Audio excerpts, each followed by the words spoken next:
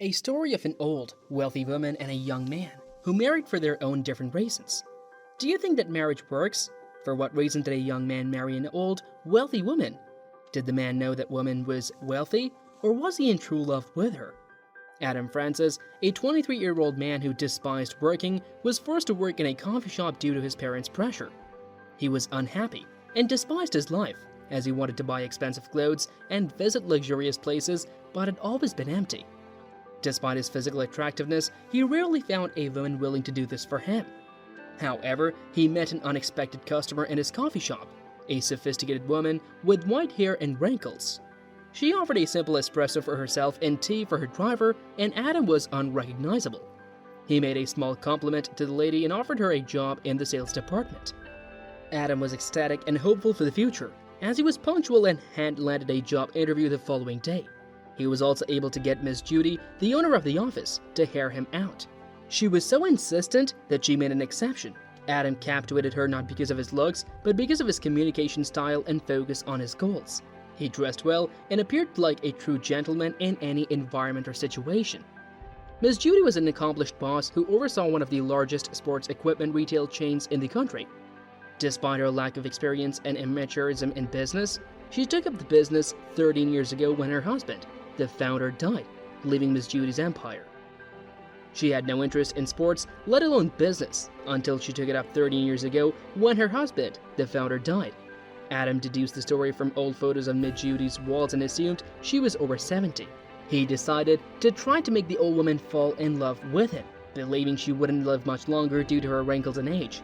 In this matter, he could marry her with a few years until her death and inherit her large inheritance and company. Adam didn't feel bad about lying and manipulating for a few years, as the end result would be great. He was able to manipulate everyone around him and convince them to do exactly what he wanted, with his sweet and polite demeanor. At dinner, the two performed admirably. After a few weeks of going out and getting to know each other better, the young man decided to take a chance and go for all or nothing. What will be Adam's next step? Adam proposed to his boss, Miss Judy, who was shocked by the unexpected proposal. Despite their frequent outings, Adam was always respectful. His strong persuasion skills elicited a yes from Miss Judy, who accepted the request and celebrated into the night. He devoted himself to his courtship, taking her to new places and introducing her to tourist spots he had never visited before. With his love and concern for Miss Judy, she fell in love with Adam, feeling more alive and experiencing new things. However, her late husband had always focused on his business rather than his family. After his death, the elderly woman became even more lonely and reclusive, living solely for business. She decided to rent the best penthouse for the weekend and invited Adam, who arrived by helicopter. Miss Judy called him in and proposed to Adam on the hotel balcony, leaving him shocked and moved.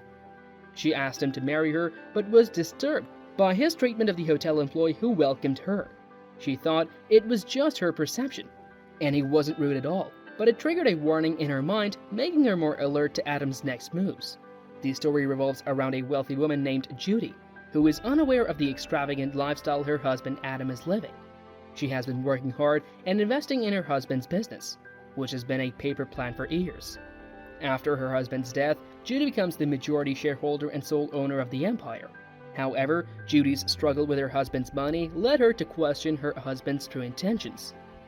Miss Judy contacts a private detective friend to investigate the man's behavior.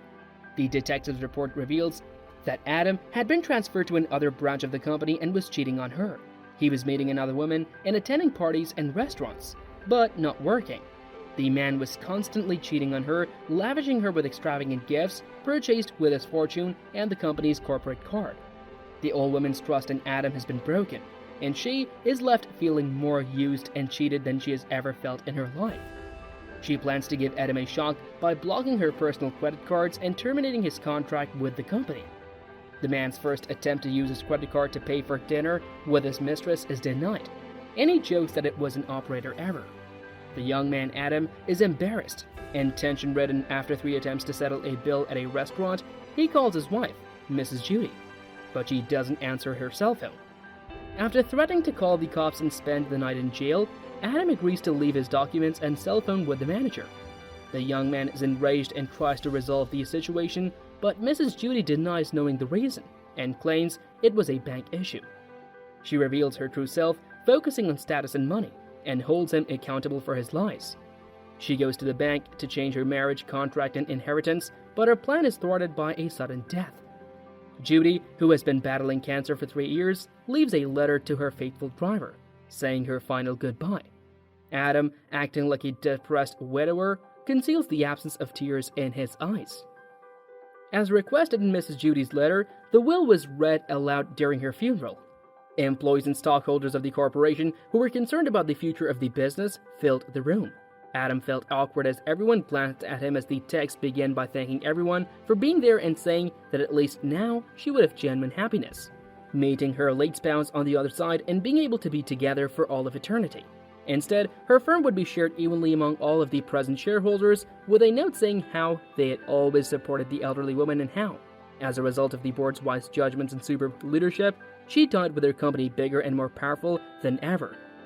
She has trust that they will do a great job because of this. When it came to fortune, it was discovered that the elderly woman's account had more money than everyone had thought. She was a fantastic investor for many years, generating great profits from the ownership and sales of other firms she helped set up, despite people's perceptions of her innocence and ignorance. However, all of this money would be used to establish an NGO that would be in charge of sheltering street children, not only paying for their stay, food, and clothing until they reached the age of 18, but also for their education at prestigious colleges and a guaranteed position in one of her companies. As the reading progressed, Adam's expression of hatred and anger from the day before was etched on his face once more. Angry as not receiving any share of the company or the fortune, he awaited the fate of the properties and cars, which are worth far more than he could ever spend in his entire life. To his surprise, all of these would be sold, with the proceeds going to existing charities. When the will finally mention Adam, a big thank you begins. The late Mrs. Judy expresses her gratitude for the man at the end of her life, saying that because of him, she had incredible and unusual experiences, saw beautiful places, and had contact with things and people she didn't even know existed. Ms. Judy also stated that she believed she made the man very happy and left him one of the most important items she could leave. Adam, a gold digger, was given a key to a vault in a renowned bank, where he would inherit a collection of jewelry and real estate deeds. When he opened the safe to check on his inheritance, he was shocked to see the identical glass of espresso that Adam had given to his late wife, Miss Judy. Inside, "I hope you enjoy the bitter taste," the message said with love, your late wife. After everyone discovered his falsehoods, the young guy was distraught and sobbed and yelled, not knowing what to do. He became well known in the community, but he never rose to the desired social position.